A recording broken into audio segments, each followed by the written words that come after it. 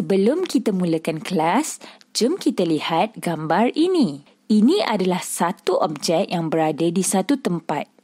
Kita dapat melihat objek tersebut dalam keadaan yang cerah dan tidak dapat melihatnya dengan jelas di dalam keadaan yang gelap.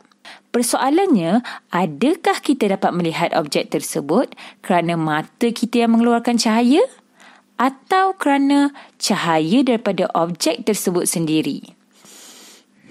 Cuba fikir. Apa? Kerana mata kita mengeluarkan cahaya? Salah tu. Kalau kamu cakap macam tu, maknanya mata kamu tu dah boleh jadi lampu suluh.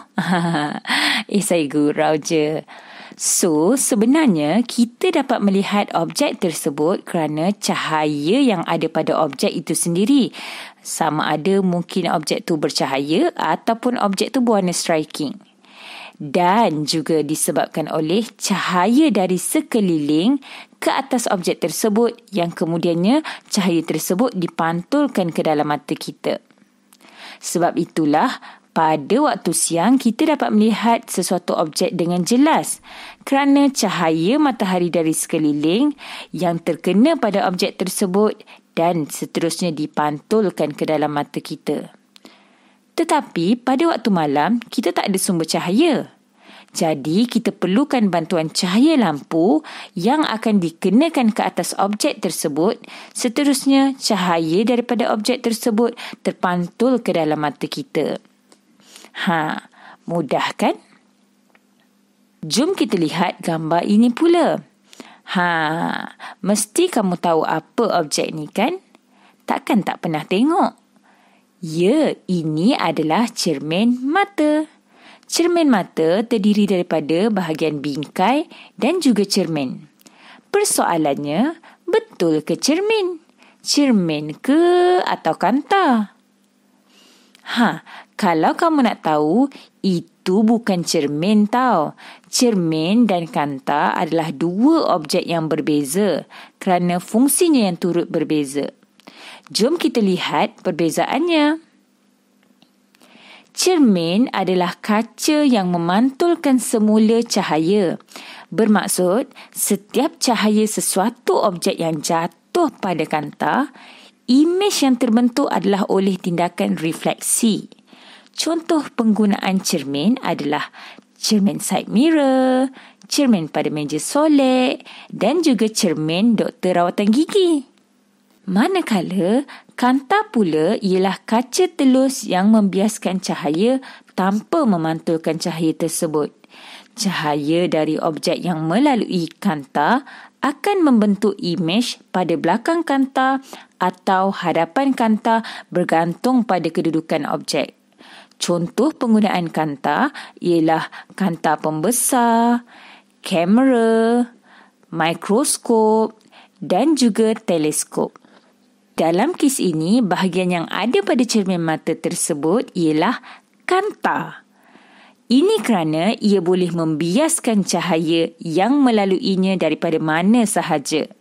Dan sudut pembiasan kanta ataupun pembentukan imej oleh kanta ini berbeza mengikut ketebalan kanta. Sebab itu, sebelum kamu buat cermin mata, kamu perlu buat pemeriksaan mata dahulu untuk menentukan ketebalan kanta yang sesuai dengan tahap kerabunan kamu. Kerabunan ke? Bolehlah, dah memang rabun kan? Sekarang kamu dah tahu kan? Walaupun begitu, kita tetap memanggilnya sebagai cermin mata, bukan kanta mata ya. Jadi anak-anak, untuk topik 7.1 hari ini, kita akan sama-sama fokuskan tentang kanta. Apakah maksud kanta? Kanta merupakan medium lut sinar yang mempunyai satu atau dua permukaan melengkung. Apakah kategori kanta? Kanta terbahagi kepada dua, iaitu kanta cembung dan juga kanta cekung. Bagaimana cara nak mengingat? Cuba kamu tengok ni. Yang pertama, tengok gambar abang buncit ni. Perut dia kembung kan? Sama je bentuk dia. Ya, kembung. Cembung. Kanta cembung. Yang kedua, kamu tengok gambar akak ni. Cekung kan muka dia? Sama pula bentuknya. Cengkung, cekung, kanta, cekung. Apa contoh-contoh kanta cembung dan kanta cekung ni? Berikut adalah contoh-contoh kanta cembung. Dui cembung, plano cembung dan meniskus cembung. Cikgu akan jelaskan satu persatu. Dui cembung. Dui cembung bermaksud ada dua permukaan cembung, kiri dan kanan cembung. Plano cembung. Plano cembung bermaksud ada plane sebelah dan ada cembung sebelah. Sebab plano tu kan maksudnya plane. Meniskus cembung bermaksud melengkung macam meniskus tu sebelah dan sebelah lagi cembung. Kalau kamu perasan, ketiga-tiga contoh kanta cembung ini mempunyai permukaan cembung. Berikut pula adalah contoh-contoh kanta cekung.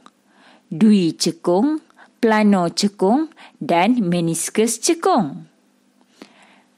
Cikgu jelaskan, konsepnya lebih kurang sama dengan yang tadi. Dui cekung bermaksud dua permukaan yang cekung, kiri dan kanan cekung. Plano cekung bermaksud plane sebelah, cekung sebelah. Meniskus cekung bermaksud melengkung macam meniskus tu sebelah dan lagi sebelah tu cekung. Yang pastinya ketiga-tiga contoh ini semuanya mempunyai permukaan cekung, kan? Bagaimana pula dengan pembiasan sinar cahaya? Lihat gambar rajah ini.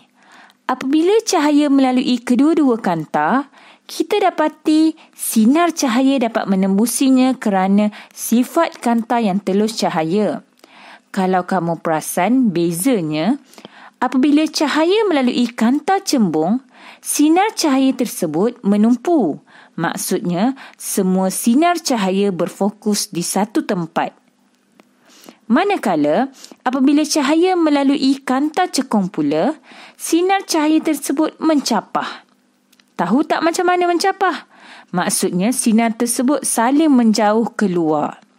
Disebabkan itu, kita panggil kanta cembung sebagai kanta penumpu dan kanta cekung sebagai kanta pencapah. Di manakah terletaknya kedudukan titik fokus? Perhatikan rajah 7.3 ini pada halaman 203. Kita ada paksi utama iaitu garis panjang yang melintang. Kita ada kanta cembung dan kanta cekung dengan garis simetri yang menegak di tengah. Kita ada juga pusat kanta yang merupakan titik tengah pada kanta iaitu tempat persilangan garis simetri kanta dan paksi utama. Dan kita ada dua lagi perkara penting yang kita perlu fokuskan iaitu titik fokus dan panjang fokus. Titik fokus dilabel sebagai F besar dan panjang fokus dilabel sebagai F kecil. Apa bezanya ya? Titik fokus ialah satu titik dengan keadaan sinar cahaya tuju yang selari dengan paksi utama tadi akan menumpu kepadanya selepas melalui kanta. Panjang fokus pula ialah jarak dari pusat kanta ke titik fokus. Bagaimana dengan pergerakan sinar cahaya selepas melalui kanta? Berbeza tau bagi kanta cembung dan juga kanta cekung.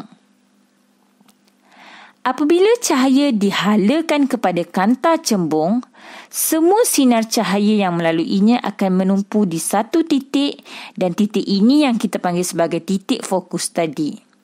Manakala, jika kita halakan pula cahaya pada kanta cekung, cahaya yang melalui kanta akan mencapah keluar. Sinar ini diekstrapolasikan ke belakang dan kita dapati ada satu titik yang bersilang dan di sinilah kedudukan titik fokus bagi kanta cekung pula.